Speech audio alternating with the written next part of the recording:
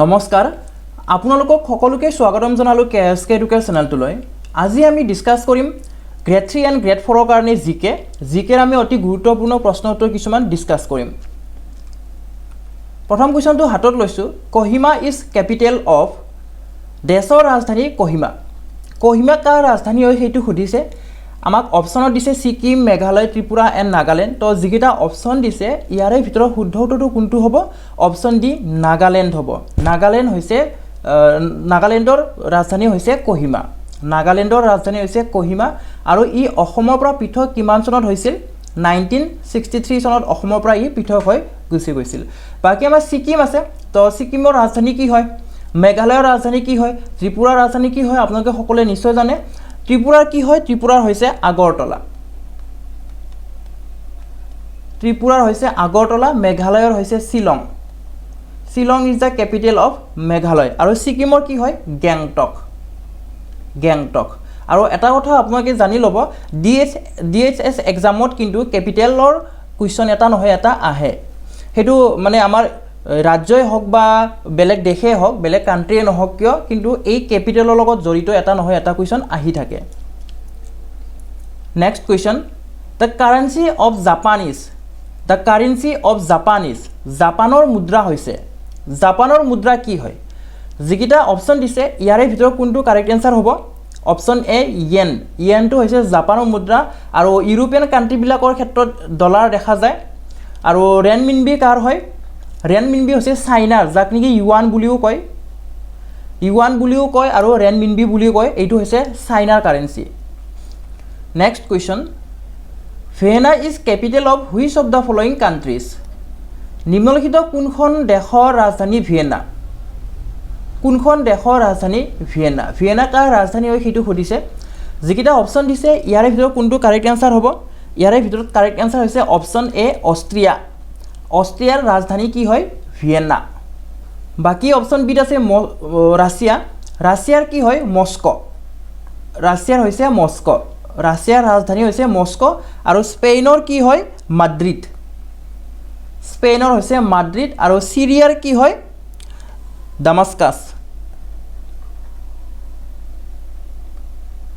Damascus হৈছে সিৰিয়াৰ ৰাজধানী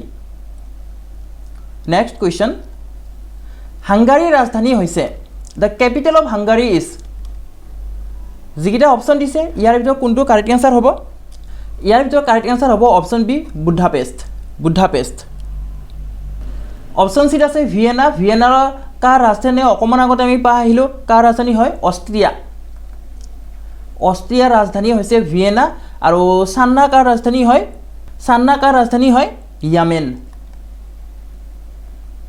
ইয়েমেনৰ ৰাজধানী হৈছে সান্না আৰু ৱাৰ্ছো কাৰ ৰাজধানী হয় পলেণ্ডৰ ৰাজধানী হৈছে ৱাৰ্ছো গতিকে আপোনালোকে এই ৰাজধানীসমূহ ধুনিয়াকে মনত ৰাখি থৈ দিব কাৰণ ৰাজধানীৰ পৰা এটা নহয় এটা কোৱেশ্চন আহি থকা দেখা যায় which of the following is capital of Greece নিম্নলিখিত কোনখন গ্ৰীকৰ ৰাজধানী আপোনালোকে নিশ্চয় জানে গ্ৰীকৰ ৰাজধানী কি হয় এথেন্স হৈছে গ্ৰীকৰ ৰাজধানী যত নেকি কি হৈছিলে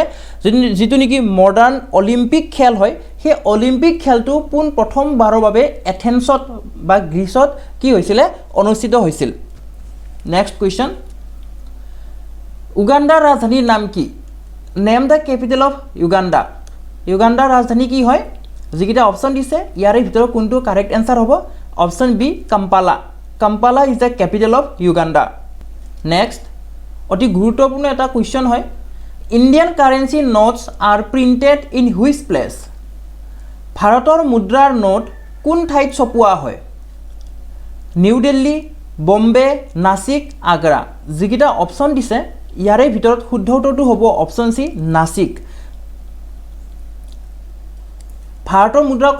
কোন ঠাইত ছপোৱা হয় নাসিকত ছপোৱা হয় আৰু যদি ষ্টেট খুদে তেতিয়ালে কোনখন ষ্টেট হ'ব এইটো আপোনালোকে কমেন্ট বক্সত জনাব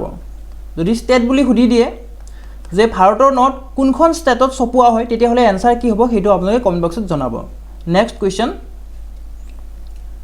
which of the following is the capital of the union territory of Lakshadweep কেন্দ্ৰীয় শাসিত অঞ্চল লক্ষদ্বীপৰ ৰাজধানী কি লক্ষদ্বীপৰ ৰাজধানী কি হয় এটা লক্ষদ্বীপ কোনখিনিত আছে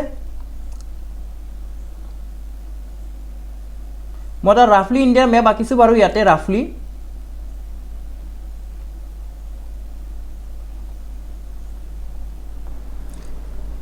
এইখিনি অঞ্চলত আমাৰ এইফালে কি থাকে এইফালে আন্দামান নিকোবৰ থাকে হয়নে এইফালে কি থাকে শ্ৰীলংকা থাকে আৰু এইখিনি অঞ্চলত কি থাকে আমাৰ এইখিনি অঞ্চলত লক্ষদ্বীপ থাকে লক্ষদ্বীপ তো এই লক্ষদ্বীপৰ ৰাজধানী কি হয় এইটো আমাক খুদিছে তো যিকেইটা অপচন দিছে ইয়াৰে ভিতৰত কোনটো কাৰেক্ট এনসাৰ হ'ব ইয়াৰে ভিতৰত অপচন এ টো হৈছে শুদ্ধ উত্তৰ কাবৰাটি হৈছে লক্ষদ্বীপৰ ৰাজধানী অপচন এ টো হৈছে ইয়াৰে শুদ্ধ উত্তৰ নেক্সট কাৰ দিনত বংগ বিভাজন হৈছিল the partition of Bengal took place during the time of কাৰ দিনত বংগ বিভাজন হৈছিল Lord Warren Hastings Lord Mountbatten Lord Curzon Lord Bentinck যিকেইটা অপচন দিছে ইয়াৰে ভিতৰত কোনটো কাৰেক্ট এনসাৰ হ'ব ইয়াৰে ভিতৰত কাৰেক্ট এনসাৰ হৈছে option C Lord Curzon option C টো হৈছে ইয়াৰে শুদ্ধ উত্তৰ আৰু চনটো যদি সুধি দিয়ে তেতিয়া কিমান হ'ব বংগ বিভাজন কিমান চনত হৈছিল বুলি ক'লে তেতিয়া আমি কি দিম তেতিয়া আমি দিম 1905 চনত লৰ্ড কাৰ্জনৰ দিনত কি হৈছিল বংগ বিভাজন হৈছিল কিন্তু ইন 1911 কি কৰা হৈছিল আকৌ 1911 আকৌ কি কৰা হৈছে আকৌ ৰিইউনাইটেড কৰি দিয়া হৈছে কাৰণ বংগটো সেপাৰেট কৰা হৈছিল ইণ্ডিয়াৰ পৰা কিন্তু পিছত কি কৰা হৈছে আকৌ ৰিইউনাইটেড কৰি দিয়া হৈছে ইন 1911 নেক্সট কোৱেশ্চন কি দিছে হু ডেভেলপ দ্য ৰয়টৱাৰী সিস্টেম ৰয়টৱাৰী ব্যৱস্থা কোনে প্ৰতিষ্ঠা কৰিছিল ৰয়টৱাৰী সিস্টেম কি হয় বা ৰয়টৱাৰী ব্যৱস্থা কি হয় এটো ল্যান্ড ৰেভিনিউ সিস্টেম হয় যত নেকি মাটিৰ কাৰণে কি দিব লাগে এই ট্যাক্স দিব লাগে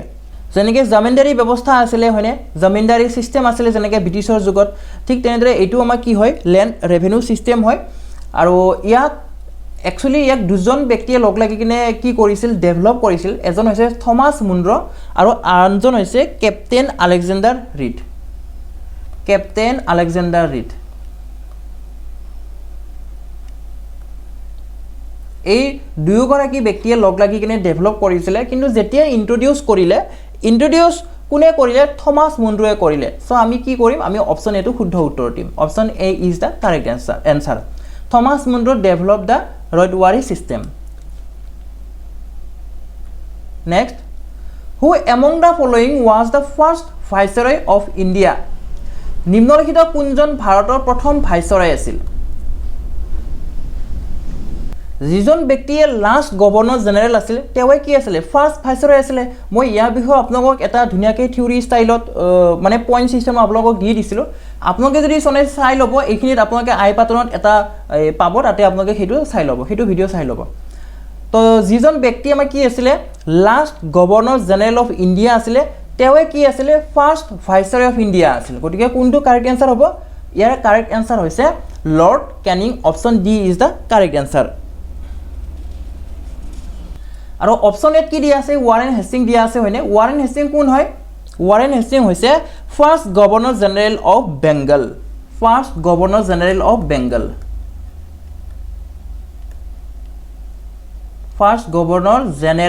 Bengal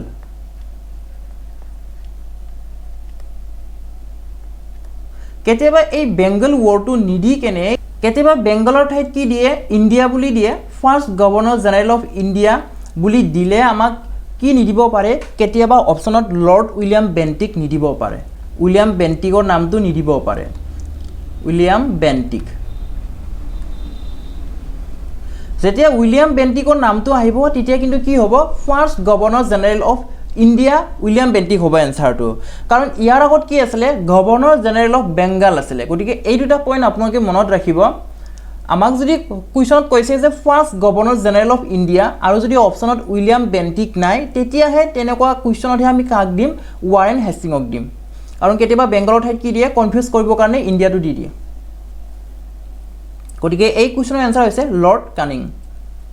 next question which governor general abolish the sati practice খুব কমন কুৱেশ্যন হয় আহিয়ে থাকে বাৰে বাৰে কোনজন গভৰ্ণৰ জেনেৰেলে সতীদাহ প্ৰথা বন্ধ কৰিছিল সতীদাহ প্ৰথা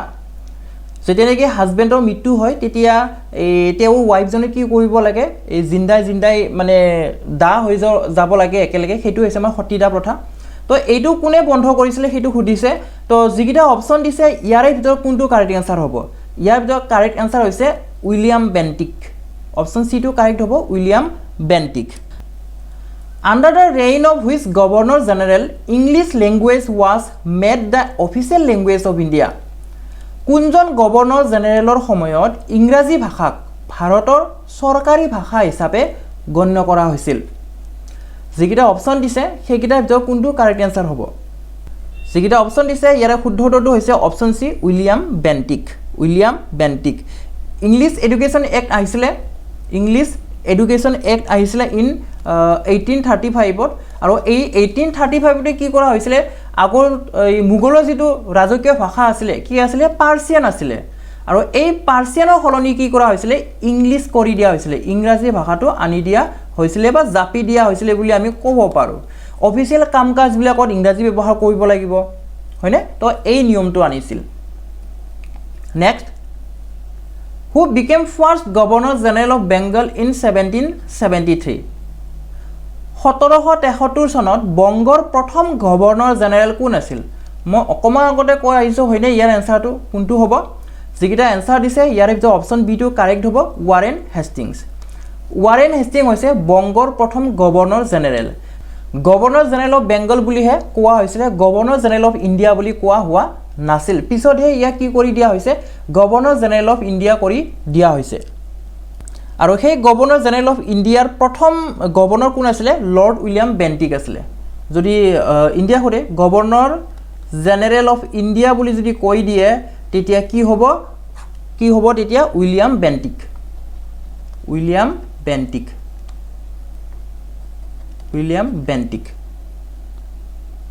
Who was the Governor General of India during the first Anglo-Sikh War? প্ৰথম এংলো-শিখ যুদ্ধৰ সময়ত ভাৰতৰ গভৰ্ণৰ জেনেৰেল কোন আছিল যিকিটা অপশ্যন দিছে ইয়াৰ ভিতৰত শুদ্ধ উত্তৰ কোনটো হ'ব এই চাৰিটা অপশ্যন ভিতৰত শুদ্ধ উত্তৰটো হ'ব অপশ্যন বি লৰ্ড হাৰ্ডিঙৰ সময়ত কি হৈছিল প্ৰথম এংলো-শিখ যুদ্ধখন হৈছিল আৰু যদি চনটো খুদে তেতিয়া কি হ'ব 1845-46 চনত হৈছিল আৰু সেকেন্ড কেতিয়া হৈছিল সেকেন্ড এংলো-শিখ ওয়াৰ কেতিয়া হৈছিল 1848-49 চনত হৈছিল next who was the governor general of India during চিপাহী মিউটিনি চিপাহী বিদ্ৰোহৰ সময়ত ভাৰতৰ গভৰ্ণৰ জেনেৰেল কোন আছিল যিকিটা অপশ্যন দিছে ইয়াৰ শুদ্ধ উত্তৰ কোনটো হ'ব option A Lord Canning is the right answer Lord কানিঙৰ সময়ত কি হৈছিল লৰ্ড কানিং যেতিয়া গভৰ্ণৰ জেনেৰেল হৈছিল ভাৰতৰ তেতিয়াই চিপাহী বিদ্ৰোহ আৰম্ভ হৈছিল so option A is the correct answer next what was the real name of Tantia টুপৰ আসল নাম কি আছিল এটা টান্টিয়া টুপ কোন হয় বুলি যদি আমি জানিব লাগে তেতিয়ালে কি হ'ব টান্টিয়া টুপ কোন হয় আমি জানিব লাগিব হয়নে টান্টিয়া টুপ কোন হয় টান্টিয়া টুপু কি আছিল চিপাহী বিদ্ৰোহৰ এজন নেতা আছিল যিয়ে নেকি কি কৰিছিল যিয়ে নেকি কানপুৰত নানা সাহিবৰ লগত একেলগে বিদ্ৰোহ কৰিছিল নানা সাহিবৰ লগত কানপুৰত নানা সাহিবৰ লগত কি কৰিছিল নানা সাহিবৰ লগত একেলগে বিদ্ৰোহ